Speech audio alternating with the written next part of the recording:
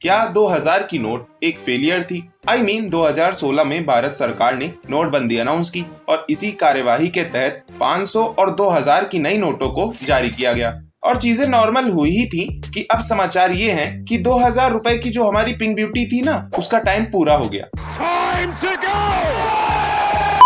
तो ऐसे में ये सवाल तो आएगा ही कि क्या 2000 की नोट फेल हो गई, जिसकी वजह से गवर्नमेंट को ये स्टेप लेना पड़ा।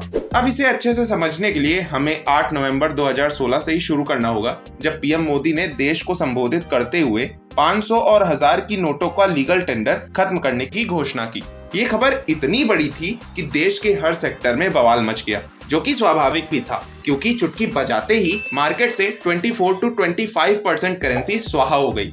इस मूव को सरकार ने ब्लैक मनी और फेक करेंसी के खिलाफ एक बड़े और जरूरी स्टेप की तरह प्रोजेक्ट किया। पर भाई साहब, ये कोई छोटा मोटा मूव तो था नहीं। मार्केट से वैल्यू के टर्म्स में टोटल करेंसी का 85 to 86% कवर करने वाली नोट्स रातों रात इनवैलिड हो गई थी। अब इस सडन बैन से मार्केट में कैश का एक भारी भरकम वॉइड क्रिएट हो गया, जिसे अकेले 500 की नई नोटों से भरना आसान नहीं था। हेंस 2000 की नई नोटों को पब्लिश किया गया। तो अब क्या और कब से आगे बढ़कर ये डिस्कस करते हैं कि ऐसा हुआ क्यों। तो मित्रों, डिमोनेटाइजेशन के 7 साल बाद 19 मई 2023 को माहौल बदलते हुए आरबीआई ये अनाउंस करती है कि देवियों और सज्जनों, आपके पास जो भी 2000 की नोटें हैं उन्हें वापस करने का टाइम आ गया है। जहां इस काम के लिए 4 महीने यानी 30 सितंबर तक का टाइम दिया गया। अच्छा, एक मजेदार फैक्ट, 2000 रुपए की नोट्स आरबीआई ने 2019-20 से ही प्रिंट करना बंद कर दी थी। क्यों? तो मित्रों, आरबीआई एक्ट 1934 के सेक्शन 24(1) के तहत ये पहले ही क्लियर कर दिया गया था कि 2000 की नोट एक टेम्पररी करेंसी होगी, जिसे सिर्फ मनी शॉर्टेज से बाहर निकलने के लिए लाया गया था, ताकि इससे डिमोनेटाइजेशन का प्रोसेस तेजी से हो पाए और हमारी इकोनॉमी ज्यादा सफर न करे। यानी टाटा बाय बाय तो होना ही था। और हाँ यारो, वीडियो एंड तक जरूर देखना, क्योंकि मुझे तुमसे एक जरूरी सजेशन चाहिए। वहीं अगर बड़े बिजनेसेस को छोड़ दें तो अपनी इस पिंक ब्यूटी का ट्रैक रिकॉर्ड काफी खराब रहा कॉमन ट्रांजैक्शंस में भी। मतलब यार, इसका छुट्टा करा पाना एक बड़ा टास्क था। नोटबंदी का मेन फोकस ब्लैक मनी और फेक करेंसी को रोकना था, पर 2000 की नोट ने इसमें कुछ ज्यादा हेल्प नहीं की। नंबर्स की बात करें तो 89% 2000 की नोट्स मार्च 2017 तक ऑलरेडी इशू हो गई थी, जहां अगले 2 सालों में प्रिंटिंग में गिरावट आई और इवेंचुअली 2019 में ये नोट प्रिंट होना ही बंद हो गई। अच्छा, ये नोट जितनी स्पीड से मार्केट में आई उतनी ही स्पीड से जाने भी लगी। रीजन सिंपल था, बड़ी डिनोमिनेशन की नोट होने की वजह से इसे दबाना और आसान हो गया। डाटा की माने तो मार्च 2018 में 2000 की नोट की टोटल करेंसी वैल्यू थी 6.73 लाख करोड़ रुपीस, जो कि टोटल सर्कुलेशन के अंदर 37.3% कंट्रीब्यूट करते थे। यही नंबर 31 मार्च 2023 में 10.8% यानी 3.62 लाख करोड़ रुपीस में आ गया।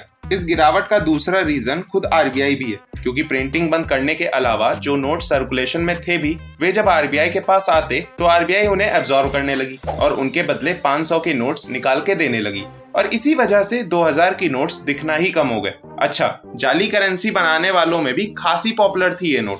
एनसीआरबी के डाटा की माने तो 2016 में 2000 की फेक नोट्स का नंबर जहां 2272 था, वो 2020 में बढ़कर 2,44,834 हो गया। आरबीआई के मुताबिक 2022 के कंपैरिजन में 2023 में 2000 रुपए की फेक करेंसी में 50% की बढ़ोतरी हुई। सो अब तक तुम ये तो समझ ही गए होगे कि 2000 की नोट से कितना प्रॉफिट और कितना लॉस हो रहा था। ऊपर से जिस काम के लिए इसे मार्केट में उतारा गया वो इसने ऑलरेडी अचीव कर लिया था, हेंस बुलावा आ गया।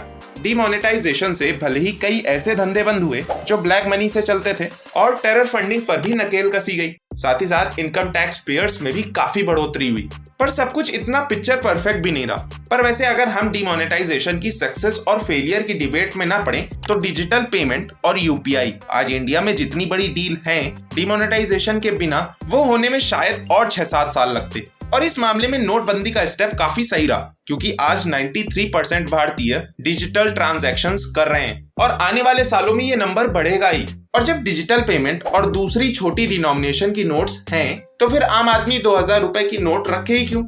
ऐसे ही बाकी डिमोनेटाइजेशन की ही तरह 2000 रुपए की नोटों के इस विड्रॉल पर भी सवाल उठ रहे हैं कि अगर ये स्टेप लेना भी था तो पहले क्यों नहीं लिया गया। या 2024 के इलेक्शन से ही जस्ट पहले क्यों लिया गया, जिसकी वजह से ऑपोजिशन इसे सरकार का एक पॉलिटिकल मूव भी बता रही है। तो फाइनली मैं जानना चाहूंगा तुम्हारा ओपिनियन कि तुम इस बारे में क्या सोचते हो, कमेंट्स में बताओ। और अब आते हैं सजेशन वाले पार्ट पर। तो मित्रों, तुम्हारे भाई ने कुछ फैक्ट वाली वीडियोस पर भी हाथ आजमाया है। राइट वाली वीडियो देख के ये बताओ कि ये तुम्हें कैसी लगी और क्या मुझे ऐसी वीडियोस और लानी चाहिए। साथ ही लेफ्ट वाली वीडियो भी बहुत औसम है। मैं मिलता हूं तुमसे अगली वीडियो में। टिल देन सब्सक्राइब कर लो।